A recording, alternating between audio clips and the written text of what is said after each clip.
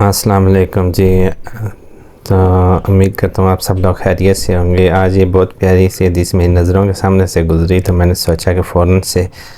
Video بنا کے یہ نبی پاک صلی اللہ علیہ وسلم کا فرمان آپ تک پہنچا دوں، اور جو میں اس کے ساتھ الفاظ استعمال کرتا ہوں وہ جو میرا ناقص تھوڑا سا سمجھ ہوتی ہے، جو جس حد تک میں سمجھتا ہوں وہ ایکسپلین کرنے کی کوشش کرتا ہوں، اس سے زیادہ میں جاننے کی کوشش نہیں کرتا۔ اور یہ ساری جو حدیث ہیں یہ صحیح بخاری کی حدیث ہیں، تو یہ میں آپ کی خدمت میں اس لیے پیش کرتا ہوں کہ آپ اس کو سمجھیں اور آپ سمجھیں کہ اللہ تعالیٰ نے اور اس کے رسول نے آپ کے لیے کیا حکم دیا ہے۔ تو وہ خطبہ فرما رہے تھے، یعنی کہ وہ کہہ رہے ہیں کہ وہ خطبہ فرما رہے تھے کہ میں نے رسول اللہ صلی اللہ علیہ وسلم کو یہ فرماتے ہوا سنا کہ جس بھی شخص نے اللہ تعالیٰ جس بھی شخص کے ساتھ اللہ تعالیٰ بلائی کا ارادہ کرے اسے دین کی سمجھ عنایت فرما دیتا ہے۔ یعنی کہ رسول اللہ صلی اللہ علیہ وسلم نے ہمیں ایک بات بتائی کہ جب اللہ تعالیٰ کسی کے ساتھ بلائی کرنا چاہتا ہے یا کسی کو اپنے انعامات اور کرامات دینا چاہتا ہے، اس کی دنیا اس پہ سنوارنا چاہتا ہے، اس کی آخرت اس کے لیے سنوارنا چاہتا ہے، تو کیا کرتا ہے؟ اس کو دین کی سمجھ، یعنی کہ اس کو اپنے مذہب اپنے دین قرآن پاک کی سمجھ آنا شروع ہو جاتی ہے، یعنی کہ نبی پاک صلی اللہ علیہ وسلم کے ارشادات کو وہ سمجھنا شروع کر دیتا ہے۔ تو یہ سارا کچھ اللہ تعالیٰ کہتے ہیں کہ جب بھی اللہ تعالیٰ کسی کے ساتھ بلائی کا ارادہ فرماتا ہے تو اسے دین کی سمجھ آتی ہے، اور میں تو محض تقسیم کرنے والا ہوں، جبکہ نبی پاک صلی اللہ علیہ وسلم کہتے ہیں کہ میں تو محض مجھ تک ایک بات جب آ جاتی ہے تو میں اس بات کو صحیح طرح آپ کے آگے تقسیم بتاتا ہوں۔ تقسیم کرنے والا کہتے ہیں میں تو ایک صرف اصل میں دینے والا تو اللہ ہی ہے، تو نبی پاک صلی اللہ علیہ وسلم فرما رہے ہیں کہ دینے والا تو اللہ ہی ہوتا ہے، میں تو آگے بس تقسیم کر دیتا ہوں، اور یہ امت ہمیشہ اللہ کے حکم پر قائم رہے گی۔ اور اس امت کے بارے میں نبی پاک صلی اللہ علیہ وسلم یعنی اپنی امت کے بارے میں بتا رہے ہیں کہ یہ ہمیشہ جو ہے یہ والی میری جو امت ہے یہ ہمیشہ اللہ کے حکم، یعنی کہ اللہ کا جو حکم ہوتا ہے اس پر قائم رہے گی، یعنی کہ جو بھی اللہ تعالیٰ نے ان پہ حکم فرمائے ہوئے انشاءاللہ وہ ان پہ قائم رہیں گے۔ اور جو شخص ان کی مخالفت کرے گا،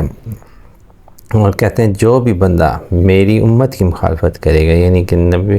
پاک صلی اللہ علیہ وسلم کے الفاظ کے خلاف جائے گا، نعوذ باللہ، اور اللہ اور اس کے رسول کے خلاف جائے گا،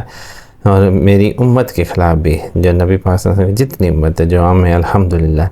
تو ان کی بھی مخالفت کرے گا تو لیکن وہ انہیں نقصان نہیں پہنچا سکے گا، یعنی کہ وہ کبھی بھی میری امت کو نقصان، کسی بھی بندے کو نقصان نہیں پہنچا سکے گا جہاں تک کہ اللہ کا حکم آ جائے گا، یعنی کہ یہاں تک کہ اللہ کا آ جائے گا، مطلب کہ قیامت آ جائے گی اور یہ عالم فنا، یعنی کہ قیامت تک نبی پاک صلی اللہ علیہ وسلم فرمایا کہ جو میری امت کو نقصان پہنچانے کی کوشش کرے گا وہ انہیں کبھی بھی نقصان نہیں پہنچا سکے گا۔ اس کی واضح مثال بہت سارے آپ دیکھتے ہوں گے کہ اس دنیا میں بہت سارے ایسے واقعات ہوئے ہیں جہاں پہ خیر و شر کی آپس میں لڑائی رہی ہے، مسلمانوں کو دبانے کی کوشش میں پوری اقوام عالم نے اس پہ مل کے اٹیک کیا، لیکن اس کے بعد 20 سالوں کے بعد ان کو پتہ چلا کہ ہم تو کبھی بھی ان سے نہیں جیت سکے، اور وہ پھر شکست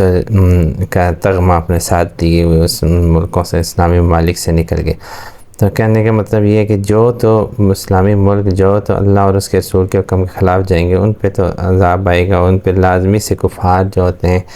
جو یہودی ہوں گے وہ ان پہ غالب آئیں گے، لیکن جو اللہ اور اس کے رسول کو ماننے والا ہوگا، جو اللہ اور اس کے رسول کے حکم کے مطابق چلتا ہوگا، اس کو اللہ تعالیٰ اس کے بارے میں نبی پاک صلی اللہ علیہ وسلم نے فرمایا